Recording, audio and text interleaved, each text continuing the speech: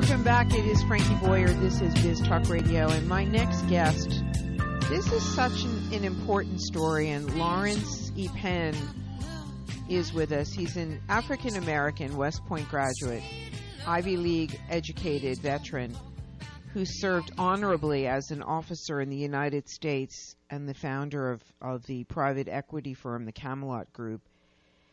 I'm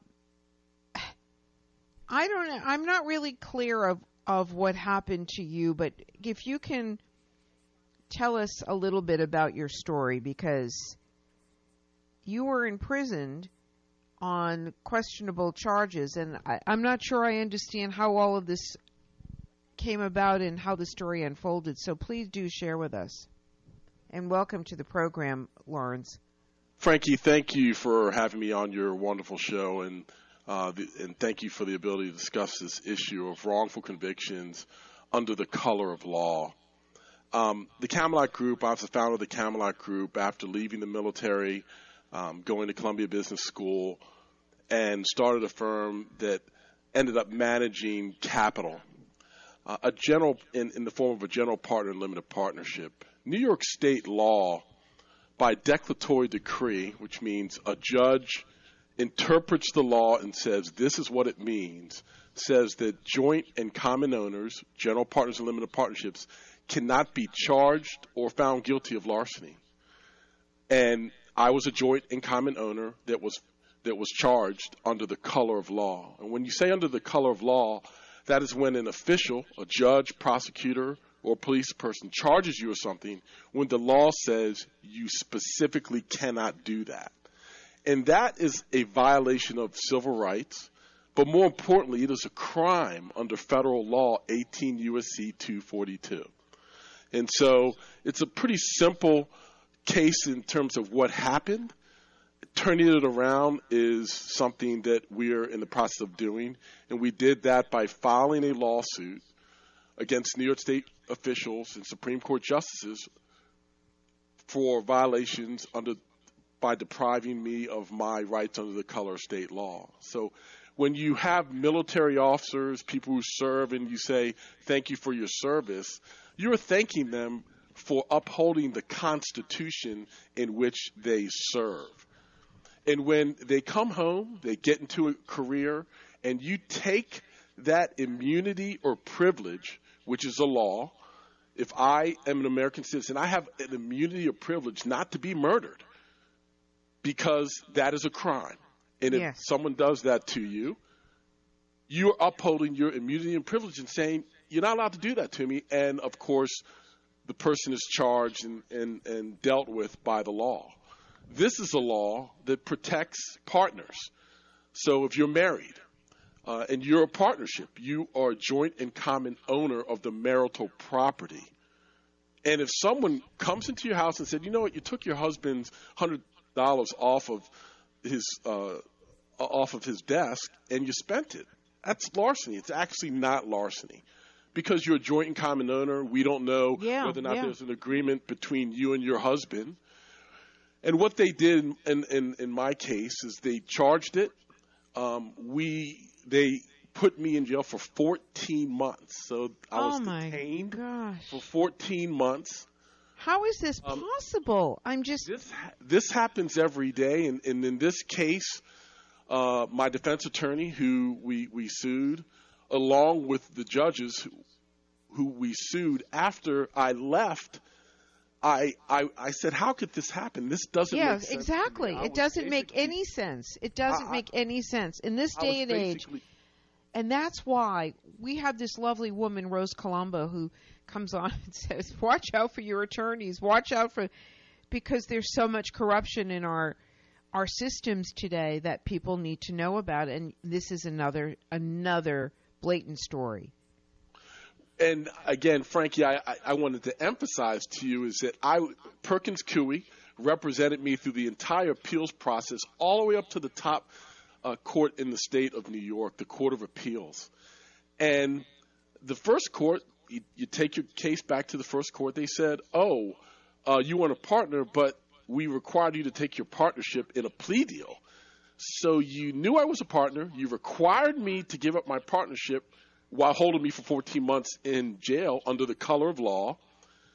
And then you're saying I'm not, which obviously I am. Then you go to the appellate division, first department, and you bring it to them, and they said, oh, wait a minute, because you pled, you can't appeal. Oh. So then you go to the Court of Appeals, and they just say, we're not even going to hear this case. The problem is the federal Constitution says when an appeal implicates the power of the state to convict, it must be heard on the merits, which it isn't, and which is why we are suing, because you're depriving me of my federal rights of being heard on the merits where my implication and where my case implicates your power to even convict and charge me in the first place. And so this is where our system begins to break down, and it requires the accused. Most of the laws that protect us today were born and were defended by the accused who stood up and said, wait a minute, the Constitution or this law says you're not allowed to do that, and I'm standing up for my rights. That's what happened in the 60s. That's what happened when women got their rights to vote. They stood up and said, wait a minute, we have this promise of America. We have this promise in the Constitution that is not being upheld, and we're going to stand up for it and fight for it. And so when people say to military officers and people who serve in the military, thanks for your service, they're saying thanks for upholding the Constitution. And a lot of that needs to be done right here in the United States. And so that's what our allegations in our complaints, which are going forward. We're hoping that Southern District hears it properly.